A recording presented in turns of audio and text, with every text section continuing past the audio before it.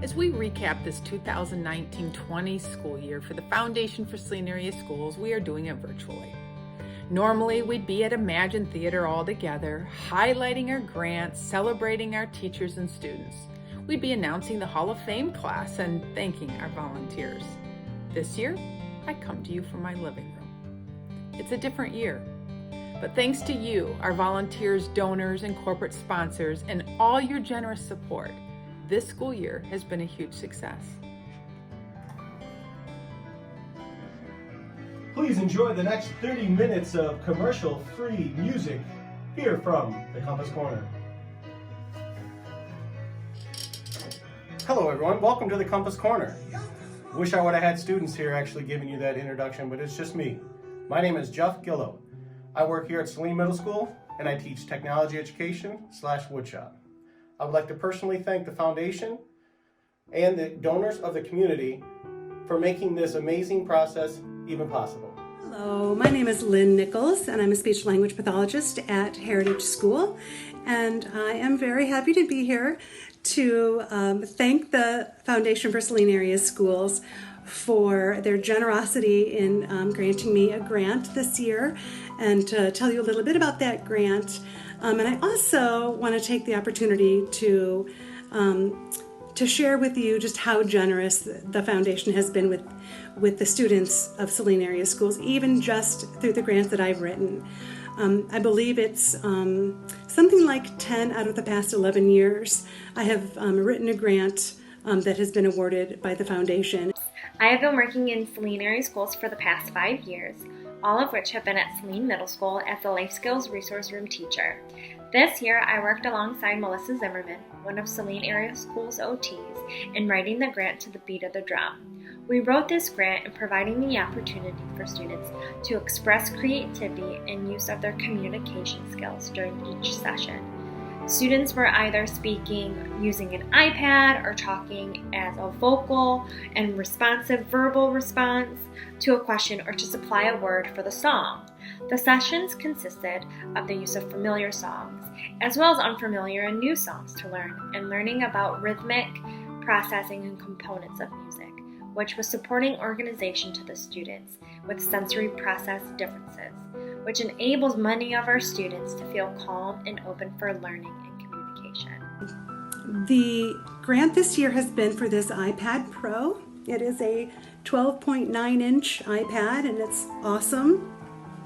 The reason that I wrote the grant was because I was traveling around the building from classroom to classroom to see some of my students in little groups, and I couldn't always project what I was sharing onto a big screen. And the traditional iPad was just a little bit small for if there were 3 or 4 of us gathered around trying to see it. It was really challenging. And likewise, if they each had their own devices, even if we were on the same site or using the same app, then they were all in their own little worlds. This really enabled us to have a shared focus, and we're all looking at the same thing. I can stop when I need to, and it's not a big production to just share what I need to share and complete activities on apps or different technology tools that we have. The other thing I love it for is for when I'm modeling augmentative communication. This is the front page here of Proloquo to go, and it's really helpful for me when I'm doing a lesson to then be able to model responses on this large iPad, or even to put it in front of students for them to do if their iPad is charging, or if they just want the novelty of a little bit larger screen. It sometimes motivates them. The goal for this space and equipment is to provide opportunity for students to practice the skills within our compass through podcasting. Students will have different experiences in podcasting process than their other classrooms. Students will also have to use the 4 C's in the process of creating a podcast. My dream was to expand this opportunity and create a Saline Middle School student-led radio station. When starting the sessions, we started to see such a difference when we started to go more in depth with each session and songs. When I'm seeing that, at the very beginning, we would see students a little bit more chaotic. The setting was a little bit more challenging to get more students involved and organized in each session. By the end of the sessions, before the COVID-19 pandemic, the sessions were becoming much more organized. Students were calmer, they were collective, and enjoying the music. This was a huge difference, and I cannot wait to continue these sessions when we come back to school face to face. You know, it's not just a matter of getting more items or getting materials. It's being challenged to be innovative and to do something that is not typically done, or something that's new, or something that we want to try. It really pushes me to be creative in my service delivery. As you can see by this video, the foundation has been making a great impact on our students and schools by funding initiatives that are consistently creative and innovative. This year, we awarded over $105,000. Many of the grants have been highlighted and were already implemented before COVID hit.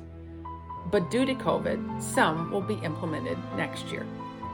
Besides teaching grants, our portfolio continues to consist of district, building, partnership, and student-led grants.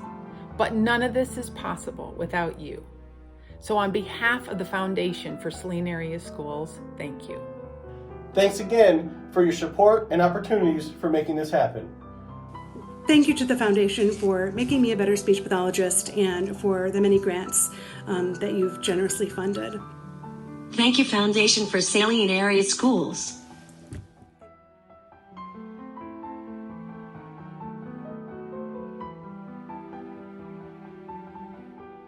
If you'd like to find out more about the Foundation, if you'd like to volunteer, please visit our website at supportfsas.org or contact me directly.